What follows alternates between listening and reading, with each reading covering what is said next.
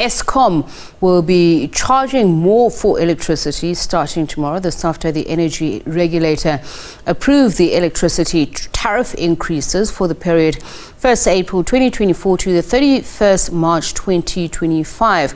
NERSA approved the electricity tariff hike for the 2024-2025 financial year in January 2023. The power utility says the electricity tariff increases for local municipalities will come into effect from the 1st of July this year. However, this has not gone down well with some in society today. To talk a little bit more about this, energy expert Adil Nchabeleng joins us. A very good evening to you, and thank you so much for speaking to us, Mr. Nchabeleng. So, if Eskom approached NERSA last year for this price increase and the tariff schedule, should this be what has been termed the consumer shock that it is? Look, it's a consumer shock because if you look at how Eskom has been literally dialing up the tariff increases, it has been at above, literally 100% above inflation, which means that salaries and incomes of people are not able to keep up with the increases that Eskom has been applying. You know, and the level of the tariffs that have been actually levied onto consumers is quite unfair within a yearly period, because every 6 months, Eskom literally increases its tariff, and as a result, that tariff hits the consumers and the users of electricity far much harder, to a point where you have to literally decide between your basics in your household and electricity. And in this case, electricity that Eskom is charging to municipalities still gets taxed further by municipalities by adding on their other levies as well as profits onto the current electricity tariff. So it's becoming an untenable situation where consumers are finding themselves in a cul-de-sac situation where there's only one supplier of electricity and the only cheapest in the country. And not only that, they are having now to be facing in this almost 50%. I mean, if you look at the last tariff increase and you're combining it with the current one, we're already looking at the 50% doubling in terms of the increase on tariff on a yearly basis. And it's unfair given the fact that we are hit by a backdrop of coming out of COVID. Based on COVID, the economy has not been performing. We are in a lackluster 0.8% performance, which is now speculated to go to about 1.2% economic growth. So looking at the two, you see that there's a disparity. And nobody speaks about how we can use Treasury in the advantage of ensuring that we can cushion. Yes, Treasury has injected 260 billion into Eskom in order to help it pay off its debt, which is mainly interest related to the debt. But nobody has been addressing the fundamental of the problem, which is now ensuring that Eskom can literally pass over the current cost to generate electricity towards the fiscal's burden, where the fiscals can absorb it and help to shore up the South Africa's economy by making electricity production cheaper, as well as selling of electricity to the consumers. Because the most hardest hits are ordinary people who have to decide, as I said, between buying basic commodities as well as paying for electricity. So why is this not being mooted? And I'm thinking about the role of the energy regulator as well. What motivation does Eskom give for the retail tariff and structural adjustment application to be approved? As you say, this happens almost every 6 months. I remember this conversation with you and I, where Eskom was pushing for something that was even close to 30%. Why does the energy regulator, that is NERSA, not protect consumers? Is that not part of its mandate? Look, NERSA doesn't have a mandate to protect the consumers.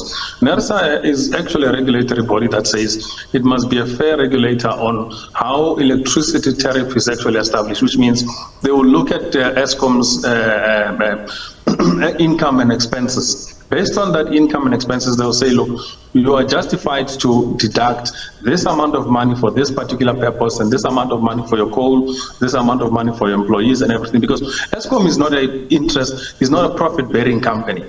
So they cannot make profit that can be declared as dividends towards, for instance, investors as well as shareholders. So the only shareholder is the South African government.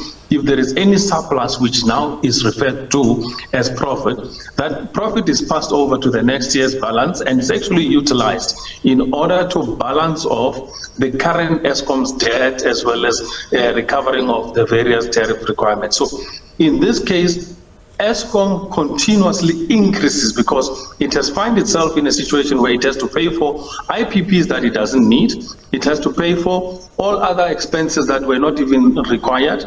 They are now using 50 billion in the last requirement and the last address by the minister. 50 billion has been used for diesel. Now they've got something like 16,000 megawatts of breakdowns that are not being attended to, which means there's a huge level of problems. And the only way to run this particular company is to get a tariff that is cost reflective. Cost reflective meaning that they can get their coal paid for, they can get their emergency diesel paid for, they can get for their engineering, they can pay for all the maintenance as well as upkeeping and running of Eskom. So the only way they do it is by doing a tariff application and recovering it. And when NERSA passes it, it unfortunately, because of the situation Eskom finds itself in, it literally hammers and impacts on the consumers because we're having a highly steeper increase on tariff. At the same time, not looking at the economy. Adil, this is what I was wondering, and precisely why I mentioned the issue of NERSA and its mandate. It may not be implicitly said in its mandate, but you spoke about fairness. I mean, okay, the breakdown of what it's giving, passing down the local authority tariff charges and the Eskom direct customers charges, 12.72% and 12.74%. How is that calculated? Consumers, for instance, are paying for electricity that they're not getting through load shedding, load limiting, are paying using extra expenses to ensure that they do have power, whether through solar power or inverters. So how's all of this really being calculated fairly? Look, it can't be fairly calculated because a lot of the calculation comes from the fact that Eskom has to carry the IPPs on board and pay for those IPPs, irrespective if it makes money out of it or not. So the unfairness of it is we're paying for something we're not making money from, and we're paying something which is now a penalty on our necks as consumers, because the IPPs agreements were entered into irrespective of whether people had a referendum to agree on IPPs. So that is another different discussion. So we are literally carrying the burden of Eskom on its lackluster agreements, such as the 20-year IPP agreements tenders that they've engaged into, which is eating away 35% of Eskom's revenue. So on top of it, if you're saying 12%, for instance, look at how much IPPs are costing it, because every year there's an increase on IPP's burden that is added onto Eskom's balance sheet, and it's actually looked at as a long-term obligation, which means that Eskom cannot come out of it except to pay for it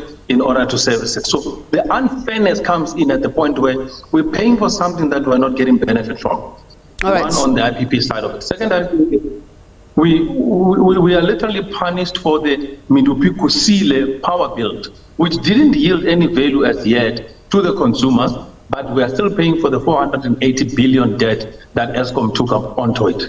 So is the electricity amendment bill the answer to some of these challenges? Not at all. The electricity amendment bill won't even be the solution. It will be a major problem going forward into the future, because with the electricity amendment bill, you're going to look at a situation where now they are going to add more tariff onto the existing current tariff. So the new tariff application will be a far much more higher, different, much more steeper tariff, because they need to pay for all the three companies they've created: the transmission company, the generation company, and the distribution company. And all of those companies must make some slight level of return in terms of the profit, which in this case will be reserved for those companies. So the problem is just going to get exacerbated with the new current transmission company. So there is no solution at end except getting Eskom to start focusing on its fundamentals, get Treasury to bail out by paying off in terms of capital the amount of the build that happened at Medupi and Kusile, and then take away the IPP cost obligations away from Eskom's balance sheet, even away from the national a transmission company, and make it a treasury burden and an agreement separately in respect to treasury with government and using the South African Reserve Bank to use the current reserves that we have to make sure that they can squash off and pay off the current debt. I'm sure those... Then you'll have a debt-free Eskom. You'll have an Eskom that functions without all these long-term obligations and financial burdens that it's carrying. I'm sure those who agree with you are saying from your lips to Treasury's ears. Thank you very much for your time and insights. Adil Nchabeleng, who is an energy expert, just unpacking that news that consumers, even municipalities, are now going to start paying more for electricity in already dire situations.